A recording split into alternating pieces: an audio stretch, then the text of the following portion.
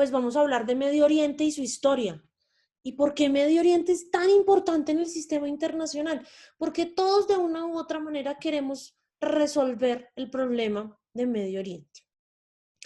Y para entender Medio Oriente hay que entender qué es, hay que recordar un poco el choque de civilizaciones del profesor Samuel Huntington y entender qué incidencia tiene la cultura en la política exterior de un país. Entonces, es muy importante entender estas tres cuestiones. El choque de civilizaciones, ustedes ya lo conocen, ustedes debatieron sobre el choque de civilizaciones, se apropiaron sobre el choque de civilizaciones, pero entonces ahora vamos a ver los dos aspectos que nos faltan, qué es Oriente Medio y realmente qué incidencia tiene la cultura en la formulación de la política exterior de un Estado. Entonces, ¿a qué se conoce como Medio Oriente? ¿Qué es Medio Oriente? Porque desde que todos tenemos como uso de razón, hemos oído hablar de Medio Oriente, hemos leído alguna noticia de Medio Oriente, hemos dicho algo sobre Medio Oriente. Resulta que Medio Oriente, o Oriente Medio, o Oriente Próximo, porque se le conoce de las tres maneras, es una región que equivale al suroccidente de Asia. Entonces, hay algunos que la llaman Oriente Medio, hay otros que la llaman Medio Oriente, hay otros que la llaman Oriente Próximo, hay otros que la llaman Cercano Oriente. El todo es que es esa región del suroccidente de Asia, que reúne a países como Arabia Saudita, que es de hecho el país más grande de la región o el más poderoso, Armenia, Azerbaiyán, Bahrein, Qatar, los Emiratos Árabes Unidos, Georgia, Irak, Irán, Israel, Jordania, Kuwait, el Líbano, Omán, Siria, Turquía y Yemen.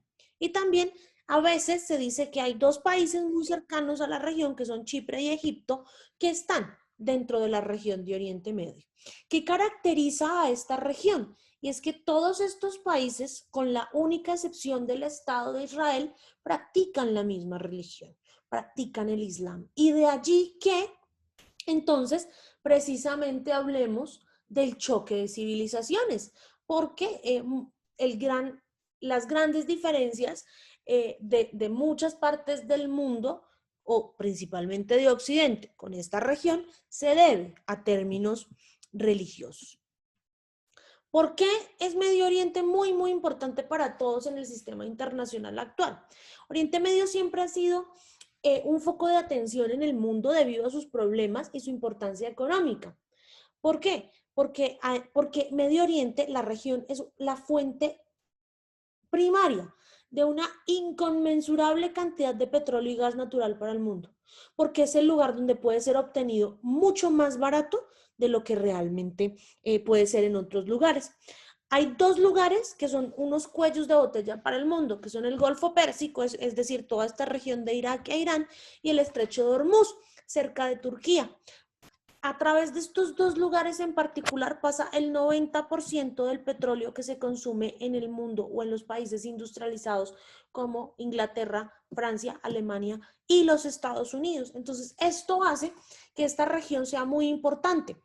Y esto hace que todos los grandes poderes, los Estados Unidos, en el siglo XX, los Estados Unidos, Francia, la Unión Soviética Inglaterra, y ahora en el siglo XXI los Estados Unidos, la República Popular China y en alguna medida la Federación Rusa, quieran controlar esta región. Quien controle Oriente Medio, controla la distribución y la explotación de más del 90% de los recursos mineroenergéticos del mundo. Y como lamentablemente no hemos querido hacer transición a energías más limpias, pues nuestros países todavía dependen del petróleo para industrializarse. Oriente Medio, además, como les dije hace un ratito, es el hogar del Islam radical, que es considerado peligroso porque ellos tienen un concepto que se llama la intifada o la guerra santa, y es en la que creen de una u otra manera que en nombre de Dios se puede matar. El término Oriente Medio es un término muy controversial porque las personas que viven en este país ellos no se consideran parte de Oriente Medio, o ellos no les llaman a su región Oriente Medio. Ellos creen que esto ha sido un nombre que le ha puesto Occidente para quebrantar la unidad de lo que ellos denominan la nación árabe, la nación que está fundamentada en los principios del Islam y en las enseñanzas del profeta Mahoma. Aunque hay dos vertientes del Islam, la vertiente chiita y la vertiente sunita, que entre ellos mismos también de todas maneras tienen unas diferencias muy notables. Entonces, hay 3 factores que son clave para que podamos entender por qué Medio Oriente es tan importante para los grandes poderes en el sistema internacional. Una, tiene una importancia geopolítica grandísima porque se encuentra en medio de 3 continentes, Europa, Asia y África. Entonces, esto, el país o la potencia que controla esta región, de una u otra manera, puede controlar el paso de 3 continentes. Oriente Medio tiene un magnetismo cultural bastante importante o bastante impresionante. De una u otra manera, todos queremos saber sobre esta región, todos hemos oído algo, a todos nos llama la atención saber algo. Y pues por lo que les contaba anteriormente sobre el sistema del transporte de petróleo. Ahora bien, yo tengo una duda, y es una duda que a mí me asalta siempre y que me gusta, es una pregunta que me gusta hacerle a mis estudiantes. Cuando a ustedes les hablan del Islam, ¿ustedes qué es lo primero que piensan? Cuando a ustedes les dicen fulano o fulana de tal es musulmán, ¿ustedes qué es lo primero que se les viene a la cabeza? Mahoma, Profe, en el Islam. Terrorista. ¿Quién Al dijo, Qaeda. quién dijo Religión. Al-Qaeda, Al Qaeda. terrorista? como esas túnicas negras o túnicas que utilizan para taparse todo, algo así. El Sí, burka. las mujeres no son muy, digamos que muy escuchadas, ¿será? Las mujeres no son tenidas en cuenta, sí. Un sistema cultural. Un sistema cultural. Pero venga, no me han dicho nada positivo. O sea, es decir, no hay nada positivo en esta región del mundo. Me han dicho terrorismo, me han dicho Al-Qaeda, que las mujeres no tienen derechos. Profe, es que lo que pasa, profe, es que, qué pena. Buenas noches nuevamente. Hola. Es que una vez leí algo en El Tiempo de uno de los representantes de esa religión acá. Dice que y él decía que la misma sociedad de Occidente se ha encargado de estigmatizar a los musulmanes, pero que tenían grandes virtudes y que la religión como ellos la concebían no era ni tan alejada de lo de acá, que tenían sus propias costumbres, pero precisamente este debate, que nadie piensa que los musulmanes tienen otras costumbres y que no solamente es el terrorismo de Al Qaeda y eso, y es estigmatizado totalmente. Profe, sí, además de que concuerdo con Fabián porque en cuanto a los alcaedas o los yihadistas, eso ya es como como una rama como tal del islamismo que es el islamismo radical. Y pues es tenaz que nosotros mismos estigmaticemos tanto esta religión o esta cultura porque como todos tenemos cosas buenas y tenemos cosas malas, entonces concuerdo con Fabián. Y que además a nosotros también nos estigmatizan mucho, como para que nosotros vengamos por ser colombianos, que la coca, que no sé qué, entonces nosotros no tenemos como ese, o sea, y sí, como decía Jesús, el que esté libre de pecado, que lance la primera piedra. Así es, completamente de acuerdo. ¿Qué más? ¿A ustedes les gustaría conocer algún país de Oriente Medio? ¿Por qué? Profe, yo creo que lo más importante de Oriente Medio siempre ha sido como la OPEP, ¿no? Pues la OPEP Sobre- es un invento de Oriente Medio, sí, la Organización de los Países Exportadores de Petróleo. Esa ha sido su manera de mantener un poquito el poder sobre las grandes potencias y decirles, bueno, ustedes quieren controlar la zona, pero nosotros controlamos el petróleo y nosotros somos los que ponemos el precio del petróleo y nosotros somos los que decidimos qué se hace y qué no se hace con el petróleo de esta región. Eso es muy cierto, Camilo. Quizá el mejor invento o la única cosa en la que se han podido poner de acuerdo los países árabes es en la OPEP, en la creación y en la formulación de la OPEP, de la Organización de los Países Exportadores de Petróleo. Profe, y además de que, qué pena, además de toda la influencia que ha tenido Estados Unidos en estos países por, así decirlo, tener el control del petróleo, por todo lo que ha tenido que pasar estos países para, o sea, en este conflicto armado que ellos han vivido durante muchos años. Entonces, los niños al crecer ver cómo sus pueblos, sus escuelas, sus hospitales son atacados por países extranjeros, con una excusa obviamente que hay radicales allá que están atentando contra la misma gente, pero o sea, en cierta manera siempre son excusas con tal de controlar el petróleo. Entonces, digo yo que muchas veces nosotros no nos ponemos en los zapatos de estos países, o por ejemplo en el caso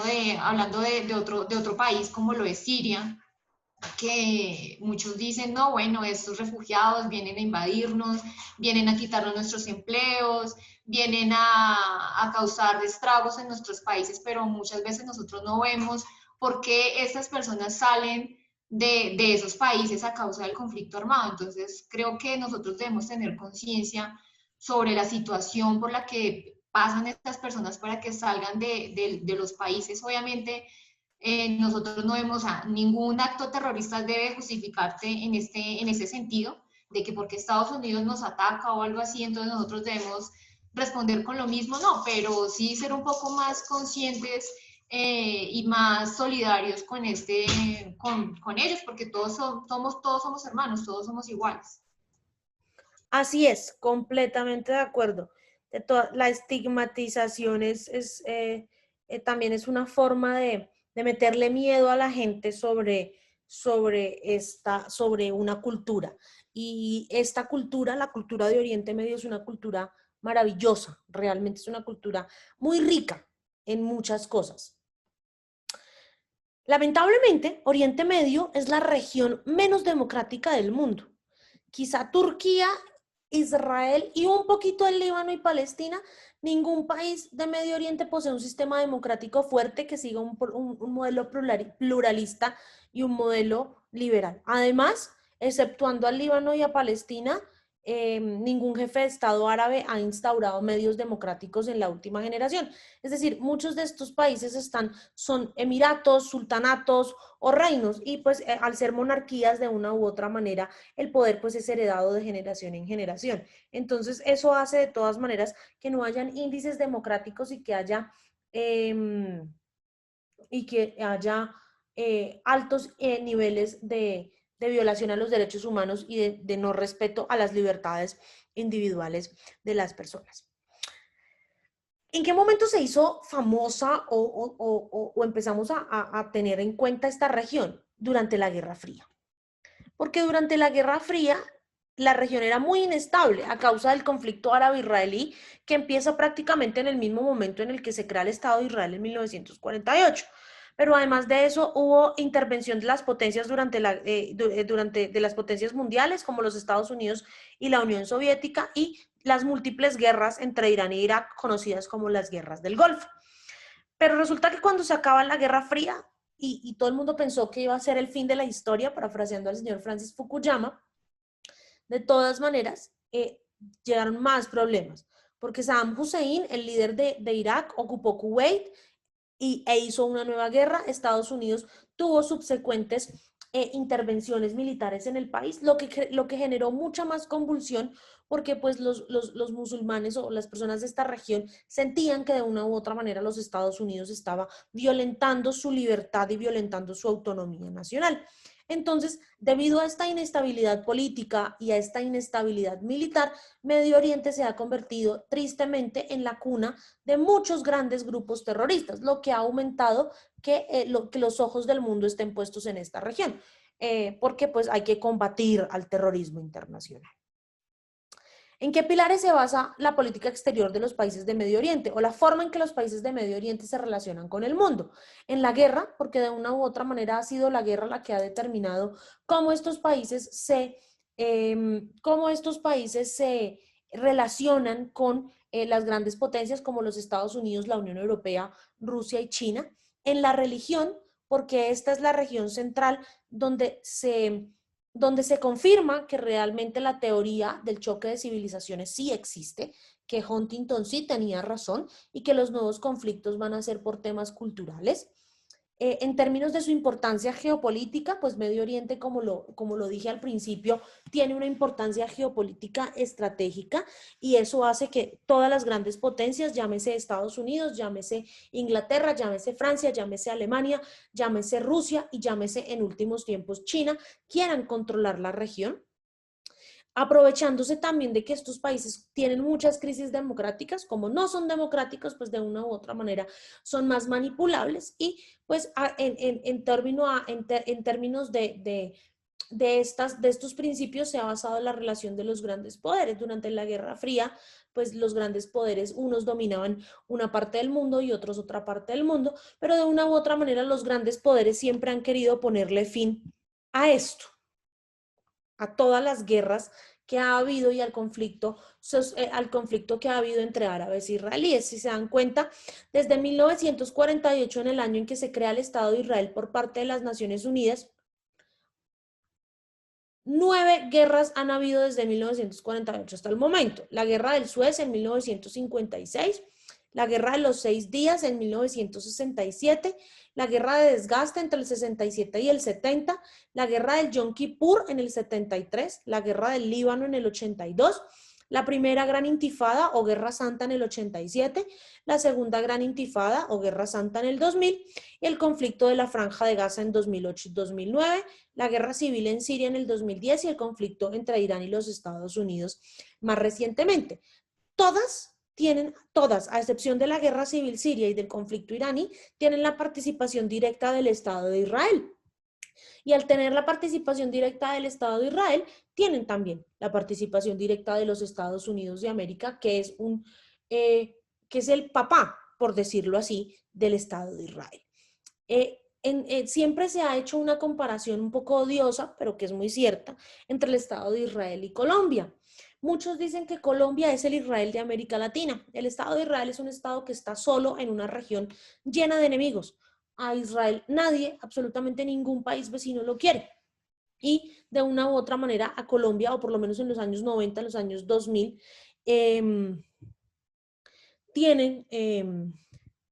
le ha pasado lo mismo, ninguno de sus vecinos lo quiere. Dayana, todas las grandes potencias europeas apoyan al Estado de Israel, porque el Estado de Israel es un invento europeo. El Estado de Israel es un invento de las Naciones Unidas para poder compensar al pueblo judío por lo que pasó, por todo el holocausto que hubo durante la Segunda Guerra Mundial. Y es por eso también que quizá el gran problema acá, más que la guerra, es que ningún país del mundo, o muy pocos países del mundo, más o menos unos 50 o 60, menos quizá, reconocen a Palestina como un Estado, porque Israel ha hecho una diplomacia muy, muy fuerte, ha ejercido una diplomacia muy, muy fuerte para que ningún país del mundo reconozca a Palestina como Estado. Colombia había reconocido a Palestina como Estado y el decreto donde reconocíamos a Palestina como Estado se cayó el 7 de agosto del 2018 cuando entró el actual presidente al poder. Entonces, de una u otra manera, el Estado de Israel ha sido un elemento disociador y un elemento que ha traído mucho, mucho más caos a una región que de por sí ya era muy convulsa. ¿Cómo es las relaciones? ¿Cómo es la relación de estos países con Colombia? Colombia en su gran mayoría tiene relaciones diplomáticas con todos los países de esta región. Colombia tiene una muy buena relación diplomática con el Estado de Israel. Somos muy amigos, de hecho el Estado de Israel nos vende armas. Israel es uno de los 37 países del mundo a donde los colombianos no necesitan visa para entrar. Colombia no reconoce a Palestina como Estado-nación, como lo dice Fabián. Juan Manuel Santos dejó firmado el decreto que reconocía a Palestina como Estado-nación el día antes de entregar el poder, y en el momento en que Iván Duque llega al poder, pues deroga ese decreto. Pero además de eso, nosotros tenemos una particularidad, y es que una gran cantidad de inmigrantes árabes y de inmigrantes judíos han llegado al país desde 1900. Entonces, nuestro país tiene una gran herencia de esta cultura. En la costa Caribe, muchas personas son de ascendencia libanesa, de ascendencia siria, de ascendencia jordana, de ascendencia turca. De hecho, en la costa, no sé si aquí hay alguien que sea de la costa, pero en la costa sea descendiente de libanés, sea descendiente de árabe, de musulmán, sea descendiente de turco, sea descendiente de lo que sea, todos son, se les dice el turco, son turcos. De hecho, los dueños de una de las grandes cadenas de supertiendas eh, nacionales son descendientes de árabes, son la familia Char, que son los dueños de las supertiendas Olímpica S.A. No sé si ibas a decir algo, Fabián. No, que allá en la costa, de hecho, este señor que está investigado por parapolítica, por parapolítica, no, por el escándalo de Odebrecht, Musa Besaile Fayyab, Es turco. ellos tienen esa descendencia y pues los Char, indudablemente. Los Char, los Y Malok, en Valledupar unos señores apellido, pero en Valledupar hay hartos también, en el Cesar. en toda la costa Caribe. La costa Caribe está, yo que viví en la costa Caribe, tengo muchos amigos turcos, como se dice en la costa, pues, aunque no son turcos, son descendientes de libaneses, de sirios, etcétera, etcétera. Pero Colombia tiene una muy buena relación con todos estos países y estos países pues tienen gran descendencia acá en Colombia. Ahora bien, ya les conté por qué es importante Medio Oriente. Medio Oriente es importante por tres grandes cosas. Una es su importancia geopolítica y geoestratégica al estar en tres continentes, porque ha sido la presencia viva del choque de civilizaciones y además de eso, pues por todo el tema del petróleo. ¿Ustedes creen que el conflicto entre árabes e israelíes tiene solución? O sea, entre Israel y Palestina. ¿Ustedes creen que Colombia debe reconocer a Palestina como Estado? ¿Qué creen ustedes, queridos y queridas? Profe, sí, yo creería que sí, digamos, mediante unos acuerdos, pues obviamente con vigilancia internacional, pero que, digamos, se tracen los límites entre los países, porque creería que ese es el principal problema, que Israel invade territorio que supuestamente le pertenece a Palestina. Entonces, digamos, pues creo, ¿no? En mi ignorancia, que la solución serían unos acuerdos, o sea, una delimitación entre los dos países y pues la vigilancia internacional.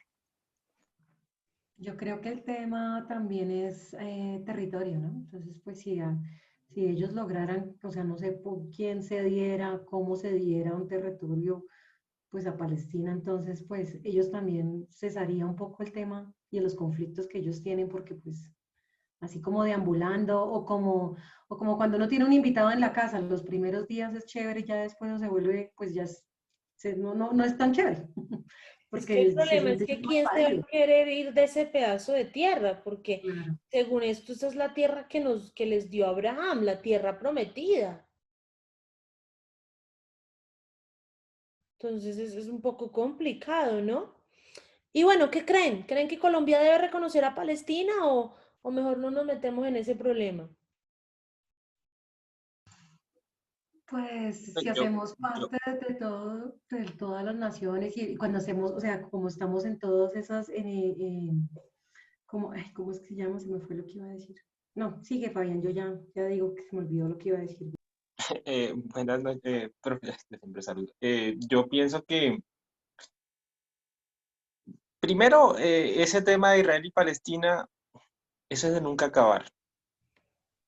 Yo creo que tiene que desaparecer uno para que se reconozcan el uno al otro. En mi criterio eso nunca va a suceder. Y si Colombia debe reconocerlo, tiene todos los elementos para hacer un Estado Palestina.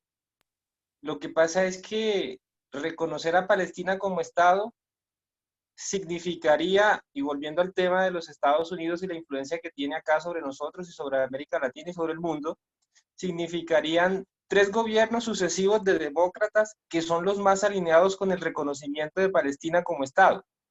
Sucesivos, como para que calmen las cosas un momento y como para que Colombia, no tan de manera autónoma, sino influenciado por esos gobiernos, pueda de una u otra manera reconocer a Palestina.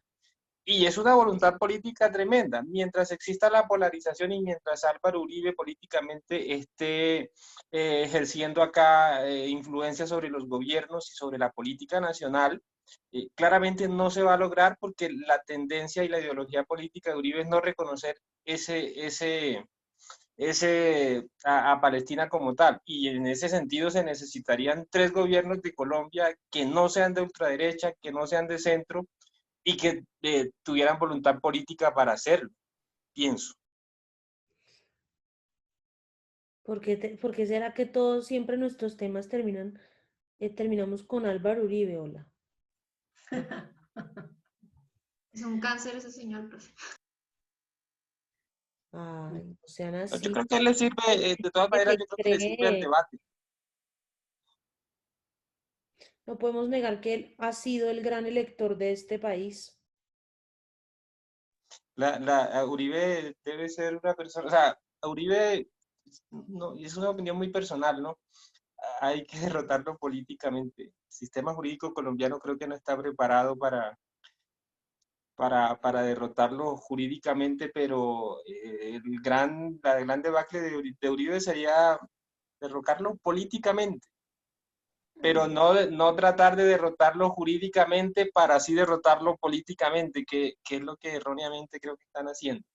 No, yo creo que el tema de él es más mediático, pues también es mi opinión, ¿no? Únicamente. Creo que pues hizo cosas buenas en su momento y pues ya debería estar pensionado, descansando, ya dejando hacer otras cosas, pero no sesgando ese partido y todas esas, o sea, esa popularidad y la gente enferma, porque es que también, o zurdos o como sea, que aquí está terrible, está muy, muy polarizado el país y eso es lo que tenemos ahora acá. O sea, o es uribista o es, ¿cómo es que le dicen? Tibios, tibios o zurdos, entonces pues eso, y realmente la gente está, la mayoría, ¿no? Obviamente que hay gente que es muy culta y sabe y conoce porque también ha tenido la historia y lo ha vivido, pero también hay mucha gente que solo seguía leyendo Facebook o leyendo, o sea, entonces pues es una vaina ahí como muy, es también muy cultural el tema. Así es. Pero bueno, chicos, yo creo que estos son los temas que hay que debatir, ¿no? La importancia de estas regiones, comparar también un poco nuestra realidad con la realidad de estas regiones con las que tenemos algunas similaridades, sobre todo con el caso del Estado de Israel, es lo que permite aumentar el debate. Pero, pues, tristemente, nuestra clase de la siguiente semana es la última clase antes del parcial. Ya estamos llegando como al final. Y la próxima semana vamos a hablar sobre los objetivos de desarrollo sostenible en el marco de la Agenda 2030. Quiero que lean el texto que está en la semana 15, que es un texto de la CEPAL, de la Comisión Económica para América Latina y el Caribe, sobre todo el tema de la Agenda para el Desarrollo 2030. Bueno, ahorita al final les voy a subir la presentación de esta clase con esta grabación y a más tardar el viernes les estaré subiendo el podcast que les grabé para explicar el tema de los retos del mundo enfocado en el conflicto comercial / político / probablemente militar entre los Estados Unidos y China. Y en el curso de esta semana les estaré calificando en la plataforma el texto que hicieron la semana pasada y las infografías que tienen plazo de entrega hasta hoy a las 11:59 de la noche. Si no hay ninguna pregunta, si no hay ninguna duda, yo me despido de ustedes por hoy. Profe, yo sí tengo una pregunta. En la Señora. semana 13, 14, no recuerdo, hay una actividad de un video. En la 15, pero esa, para que puedan hacer esa actividad, yo tengo que hacer la clase la siguiente semana. Ah, ok. Profe, ¿cómo no nos fue en los escritos? No los he revisado, los voy a revisar mañana. Mañana me voy a sentar a leer esos escritos. Así que mañana en el curso de la tarde tendrán la nota. Profe, se refiere a la infografía, ¿sí? No, a los escritos que hicieron la semana pasada, que les dejé la semana pasada, como actividad de clase que no pude estar en clase. Ah, ya sí. Y pues la infografía tienen plazo para entregarla hasta hoy, en la noche, entonces aquella persona que no la haya entregado, pues todavía le quedan unas horitas para que pueda entregar la infografía. No siendo más, chicos, yo me despido de ustedes. Muchas gracias por esta clase tan amena. Gracias, doctora. Dentro de 8 días. Listo, profe, muchas gracias. Hasta luego, gracias. Gracias, profe.